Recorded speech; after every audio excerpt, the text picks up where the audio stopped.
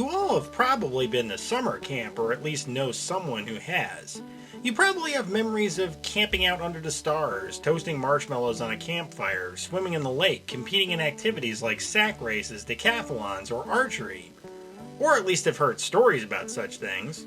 Summer camp is a concept that brings back fond childhood memories to some people and act as a vision of hell on earth to others. Then along came a couple of fellows named Sean Cunningham and Victor Miller who created a little film called Friday the 13th that exploded into a franchise and transformed the idea of summer camp into the perfect setting for a horror movie. However, I recently rediscovered a story involving a summer camp that is no fun little scary movie, but a real-life horror story. Now here's where I'm going to give you guys a warning, because the following tale does involve vague descriptions of violent acts perpetrated on young children that may be too upsetting to some viewers. If you feel that you are unable to listen to such material, then now is your opportunity to stop watching the video. If you're still here, let us continue. This story takes place at Camp Scott, a Girl Scout camp in Mayes County, Oklahoma. The date was June 12, 1977, one day before the official start of the summer season. Dozens of little girls spent the day settling into their tents and connecting with new friends and fellow campers alike. Among these girls were 8-year-old Lori Lee Farmer, 9-year-old Michelle Heather Goose, and 10-year-old Doris Denise Milner. All three were from the Oklahoma suburb of Broken Arrow, and all three were assigned to tent number 8 in the camp's Kiowa unit. By 7 p.m. that evening, all of the campers and counselors were huddled in their tents as a terrible thunderstorm began to blow into the area, unaware that tragedy was about to strike. At 6 a.m. the next morning, a counselor was on her way to the camp showers when she made a horrifying discovery: the bodies of Lori, Michelle, and Doris from tent number 8. The girls were zipped into their sleeping bags and left along the path to the camp showers about 150 yards away from their tent. An autopsy would be conducted on the 3 girls, where it would be determined that they had been sexually assaulted. 2 of the girls were brutally bludgeoned to death, while the third had been strangled. Immediately after the discovery of the bodies, the authorities were contacted, and Camp Scott was evacuated. The investigation began and immediately started turning up clues. The first clue was a large red flashlight found on top of one of the bodies with a fingerprint on the lens. However, this would ultimately turn out to be no help, since the fingerprint remains unidentified to this very day. The second clue was found in tent number 8, a size 9.5 shoe print left in the puddle of the victim's blood, along with scraps of duct tape and cord, indicating that the brutal attack began in the tent. A third clue emerged from the testimony of a neighboring landowner who had stated that he had heard quite a bit of traffic on a remote back road not too far away from the camp around 2:30 or 3 a.m. that morning. In addition, a counselor would also report hearing a moaning sound around 1:30 a.m., which he investigated but couldn't locate where it was coming from. Shortly afterwards, some campers sleeping in the nearby tent number 7 would later report being woken up by a flashlight shining into their tent, a scream, and someone crying out, "Mama, Mama." A fourth clue emerged from an incident that occurred on the grounds of Camp Scott at least 2 months earlier. During a training seminar for the staff, a camp counselor had returned to her tent from the showers and discovered that someone had rifled through her belongings and absconded with some donuts that she had brought with her. Inside the empty donut box was a handwritten note in all capital letters that read, quote, "We are on a mission to kill 3 girls in tent 1. Unquote. And it was signed, The Killer. While the note was indeed creepy, the camp director quickly determined that it was nothing more than a sick joke and threw the note away. Spoiler alert, that note will eventually make another appearance in this whole ordeal. 4 days after the murders, police officers along with search dogs located a small cave in the woods about 2 miles away from Camp Scott. Inside the cave was a battery from a flashlight, numerous pairs of eyeglasses that may have been stolen, and pictures of numerous women. Inscribed on the wall of the cave was an ominous message that read, quote, "The killer was here. Bye-bye, fools. 77-6-17. Unquote.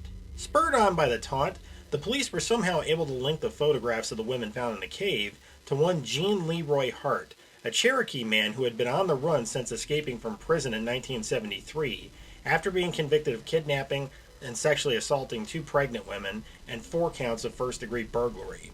The local police notified the FBI, and soon after, the longest and largest manhunt in Oklahoma's history began.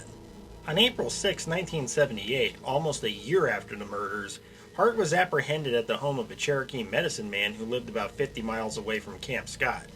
The reason that Hart had been so difficult to find was because he was being aided by the Cherokee community in the area, who believed that he was innocent and was being made into a convenient scapegoat to pin the murders on. Regardless of this assessment of his character, Hart was transferred to the Oklahoma State Penitentiary, where he was charged on 3 counts of first-degree murder. The trial began on March 19, 1979, and the prosecutor went into the courtroom loaded for bear.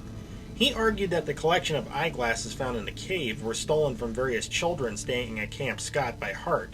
He stated that the size 9.5 shoe print in the victim's blood was consistent with Hart's own shoe size, that hair found stuck to the duct tape scraps found in the tent were similar to Hart's own hair, and reiterated Hart's history of sexual violence against women. It was a fairly compelling argument indeed, which prompted the defense to hit back with everything they had. The defense argued that the eyeglasses found in the cave did not belong to the Girl Scouts of Camp Scott, but rather the victims of other sexual assaults perpetrated by Hart, which he admitted to. He also went as far as accusing local Sheriff Glenn Weaver of planting the other evidence at the scene to frame Hart. But the strongest blow to the prosecution's case against Hart was in the form of an alternate suspect. According to testimony from a waitress named Deanne Boyd, a man who was identified as a convicted sex offender named William Stevens was seen by Boyd on the morning of the murders at the diner where she worked, just 15 miles away from Camp Scott. A friend of Stevens named Dwayne Peters also testified that Stevens admitted to him in October of 1977 that he had committed the murders. Peters even identified the red flashlight found near the bodies as one he had loaned to Stevens prior to the murders, and yet another witness claimed to have seen a man matching Stevenson's description on the grounds of Camp Scott just days prior to the murders. However, in spite of the new evidence, the police never followed up on Stevens as a suspect. With circumstantial evidence and conjecture on both sides, the trial ended 10 days later and was sent to the jury for deliberation. In an interview with local reporters, Sheriff Weaver reiterated his belief in Hart's guilt by boldly proclaiming that he was 1,000% certain that they had caught the right guy. Regardless of Sheriff Weaver's beliefs, on March 30th, 1979, the jury found Hart not guilty after just 5 minutes of deliberation. While he may have walked on the murder charge, Hart would ultimately be sent back to prison to serve the remainder of his sentence on the kidnapping, rape, and burglary convictions that he was sent away for originally. However, he would not be staying very long. 3 months after his acquittal, Gene Leroy Hart died of a sudden heart attack in the Oklahoma State Penitentiary exercise yard at the age of 35. The families of Lori, Michelle, and Doris would eventually sue the Magic Empire Girl Scout Council for $5 million in 1985, citing negligence. The parents would submit as evidence the discarded threatening note found during the 1977 training seminar, as well as tent number 8's placement, being over 86 yards away from the counselor's tent and being partially obscured from view by the camp showers. However, the jury ruled in favor of the defendants. After the failed lawsuit, the victims' families would successfully help pass new legislature to protect the victims of violent crimes and found a support group for the families of murdered children. In 1989, DNA tests were run on samples recovered from the victims, which resulted in 3 out of 5 probes being a match to Gene Leroy Hart's DNA. In 2008, the DNA evidence was tested again, but the results were inconclusive due to degradation of the samples, and as of 2017, funds were in the process of being raised in order to run the DNA again with more modern and advanced testing methods. As for the fate of Camp Scott, those terrifying 2 days in June of 1977 were the final time that the once happy place would welcome anyone. The camp was permanently closed down. Today, the abandoned buildings in the deep woods stand in silence as a grim reminder of one of the most brutal crimes in Oklahoma's history that to this day officially remains unsolved. If you like this video, please show your support by dropping a comment below, hitting the like button, and sharing it with your friends. If you're curious about my future content and want to hear more creepy tales, then please subscribe to my channel and hit the little bell icon so you'll be notified whenever I upload something new. Until next time, Have a lovely day, stay safe out there, and most importantly, Stay creepy.